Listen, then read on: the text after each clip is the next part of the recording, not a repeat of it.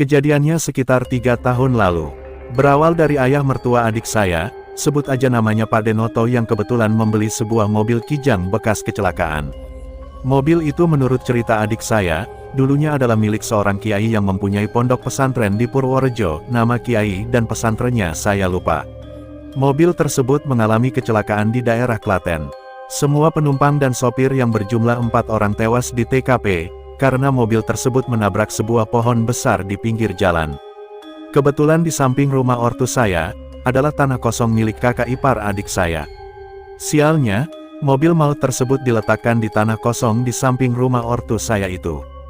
Dan lebih sialnya lagi, waktu itu tepat pas saya mudik ke rumah ortu. Awalnya tidak masalah di waktu siang harinya. Saya sempat nengok dan melihat bangkai mobil itu.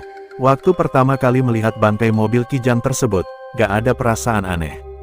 Cuma sedikit merinding ketika melihat noda-noda darah yang belum dibersihkan, maklum saya fobia jika melihat darah. Teror pun bermula di waktu sepertiga malam atau sekitar jam 2 pagi, yang konon waktu mobil tersebut mengalami kecelakaan. Sewaktu saya tidur saya dikejutkan oleh bunyi yang keras. Serik, brak. Kemudian anak pertama saya berumur 3 tahun menjerit dan menangis keras. Awalnya saya mengira anak saya terpeleset dan terjatuh. Karena kebiasaan anak saya bangun tengah malam dan minta dibuatin susu. Sempat juga saya memarahi istri karena salah paham, biasanya anak saya ngikutin ibunya ke dapur saat dibuatin susu. Ternyata waktu itu istri dan anak saya sudah tidur di lantai dengan kasur lantai, karena mereka merasa kegerahan tidur di kamar. Barulah saya nyadar kalau ada yang tidak beres.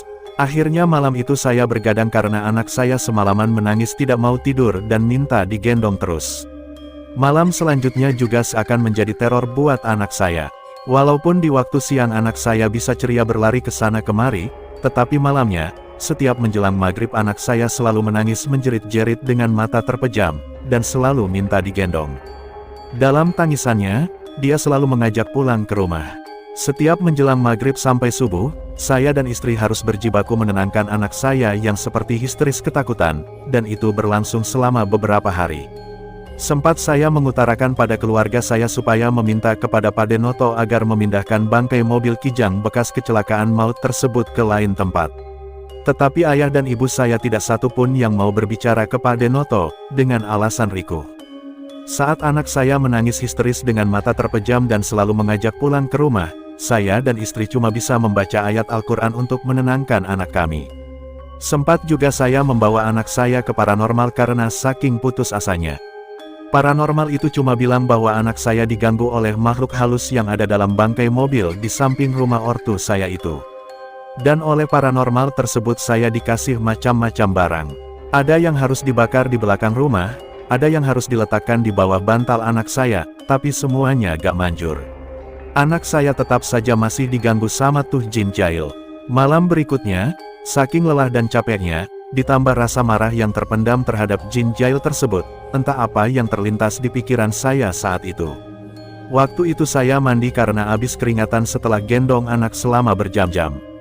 Waktu saya selesai mandi dan baru memakai CD, saya mendengar anak saya berteriak ketakutan dan menangis histeris dalam gendongan istri saya.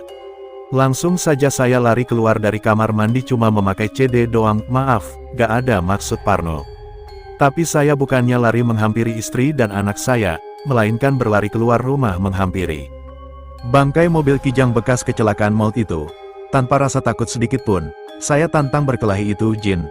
Saya bilang gini, kalau berani, hadepin bapaknya, jangan beraninya sama anak kecil, tunjukin siapa kamu. Saya gak takut, jangan kamu kira saya selama ini diam karena saya takut sama kamu.